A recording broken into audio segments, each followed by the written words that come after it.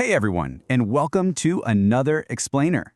Today, we are diving into a topic that affects, well, literally every single one of us: how to navigate the digital world safely, ethically, and responsibly. I mean, we are constantly surrounded by technology, right? And while it's amazing for learning and exploring, it also comes with this whole unique set of invisible hazards. So here is our roadmap for today. First, the rules of the web.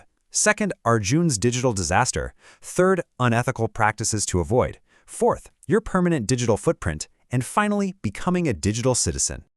All right, let's jump in. Section 1, the rules of the web. Look before you cross. Think about it for a second. When you cross a busy road, do you just sprint across with your eyes closed? No way. Of course not. You look both ways. And you know, when you're in a school or a library, you don't just start shouting, you follow the rules of that space. Just like you wouldn't blindly cross a busy street, you really shouldn't navigate the internet without following some basic precautions. So that brings us to this idea of digital responsibility. And honestly, it simply means being careful, respectful, and honest while using your devices. It means taking a breath and thinking before you click on something, being extremely careful about what personal info you share, and treating other people online with the exact same politeness you would if they were standing right in front of you. To see why these pillars are so absolutely crucial, let's look at a real-world scenario. Section 2. Arjun's digital disaster, a digital case study. Meet our subject today, a 6th grader named Arjun. Now, Arjun loved using the computer and honestly thought he knew pretty much everything about it. One day, he was given a school project on the topic of save water. But Arjun just wanted to finish it as fast as possible so he could get back to his true passion, which was playing video games. Look, we've all been there, right? But to get there faster, he decided to take a major ethical shortcut. By tracing his steps on this timeline, we can see exactly where things went totally off the rails. On day 1, Arjun found a really good essay online, copied it, changed just a few words, and submitted it as his own work. Boom. On day 2, he got an email claiming he won a free game, and super excited, he clicked the link. Later that same day, a pop-up warned him his computer had a virus, and he clicked that too, just hoping to make it go away. Well, by week 2, his computer was painfully slow, his project folder was entirely empty, and strange messages were being posted from his personal social media accounts. Arjun's disaster perfectly exposes several common unethical practices that we absolutely must learn to identify and avoid. Which brings us to Section 3, unethical practices to avoid. What to avoid online. First up is plagiarism. This is the exact ethical trap Arjun fell into on day 1. Plagiarism is basically the act of copying or even just making minor modifications to a sentence or paragraph without giving credit to the original author. Taking someone else's intellectual property without credit completely breaks the fundamental rules of computer ethics. Think about it. Authors, inventors, artists, they turn their hard work into valuable creations. Stealing those ideas without permission is a direct violation of their rights. So how do we avoid this trap? It's simple, really. You should always try to get formal approval from the original author if possible.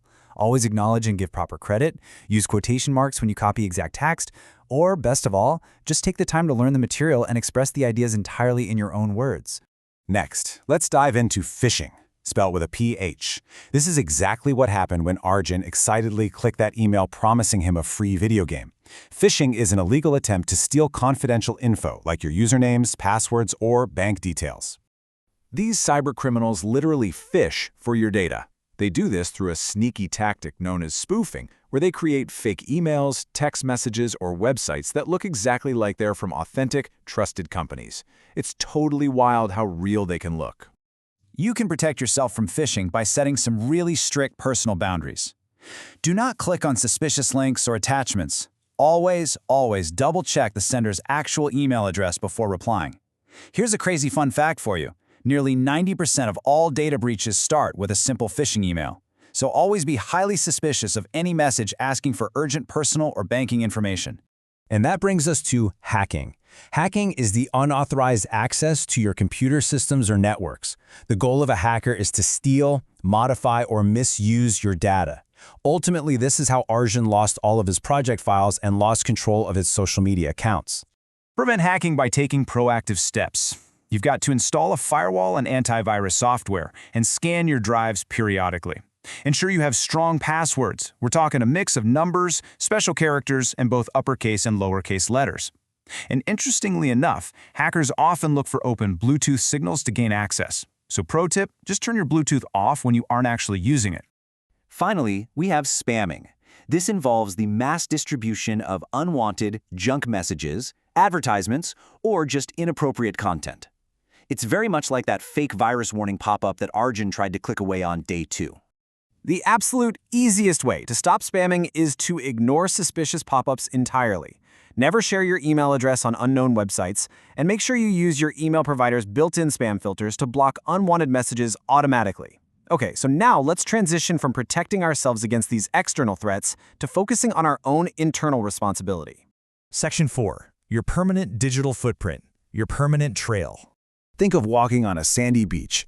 Just as your physical feet leave impressions in the sand, every single click, post, or website you visit leaves a digital trail. This footprint contains records of your online activity, from your feedback on news stories all the way down to your online shopping habits. What's really important to grasp here is the difference between your active and passive footprints. Your active digital footprint consists of intentional choices, like posting a photo or filling out an online form. But your passive digital footprint? That's left unintentionally. This includes websites installing background cookies or apps secretly tracking your location. Have you ever felt like your phone is literally listening to you because you suddenly see an ad for a product you just talked about? Yep, that is your passive digital footprint at work. So, knowing all these risks and rules, how do we actively practice good digital behavior?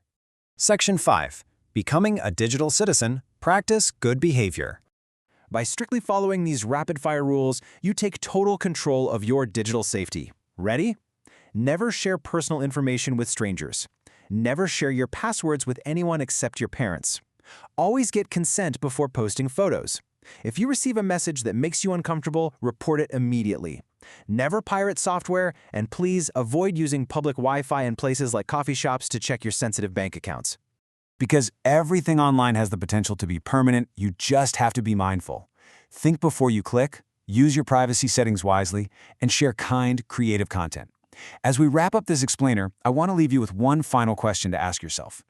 Every single time you log on, what kind of legacy do you want to leave on the web?